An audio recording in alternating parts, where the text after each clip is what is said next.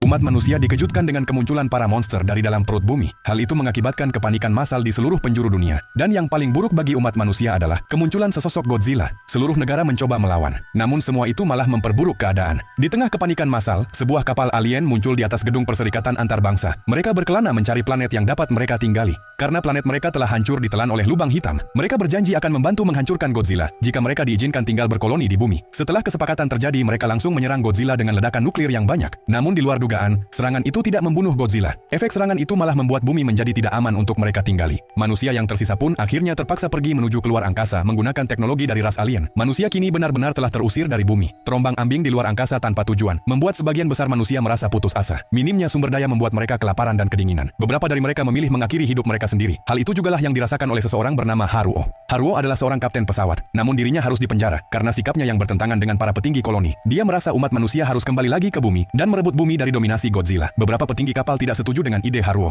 Mereka lebih memilih melakukan pencarian planet baru yang layak ditinggali oleh manusia. Namun setelah puluhan tahun cahaya berkeliling ruang angkasa, mereka tak kunjung menemukan planet yang layak dihuni. Hingga akhirnya mereka mempertimbangkan ide Haruo untuk kembali ke bumi. Beberapa petinggi mulai sepakat dengan ide itu. Di tengah keputusasaan yang menyelimuti mereka, itu adalah satu-satunya ide yang patut dicoba. Sebuah rapat pun dilakukan. Mereka menyusun secara rapi rencana operasi untuk merebut bumi. 4 kelompok telah ditentukan yang terdiri dari regu A, B, C, dan D. Haruo menjadi salah satu yang ikut operasi itu. Singkat cerita, mereka mulai melakukan perjalanan lintas ruang dan waktu. Hal itu memungkinkan mereka untuk sampai ke orbit bumi dengan cepat. Dalam waktu yang singkat, mereka telah mengorbit di atas bumi. Secara hitungan kalender, mereka telah berada di luar angkasa selama 20 tahun. Namun waktu di bumi berbeda. Ternyata mereka telah meninggalkan bumi selama 20.000 tahun. Kondisi bumi telah jauh berubah dibandingkan dengan saat mereka meninggalkan bumi. Untuk melihat situasi di bumi, mereka mengirimkan beberapa drone jelajah untuk pengintaian. Awalnya drone terbang dengan normal. Namun karena kabut yang sangat tebal, drone kesulitan untuk mengirimkan visual yang jelas. Mereka pun mengubah visual ke bentuk statistik gelombang. Dari beberapa drone yang terbang, ada satu yang menunjukkan aktivitas yang aneh. Suhu di area itu sangat panas, dan radiasi nuklir begitu besar.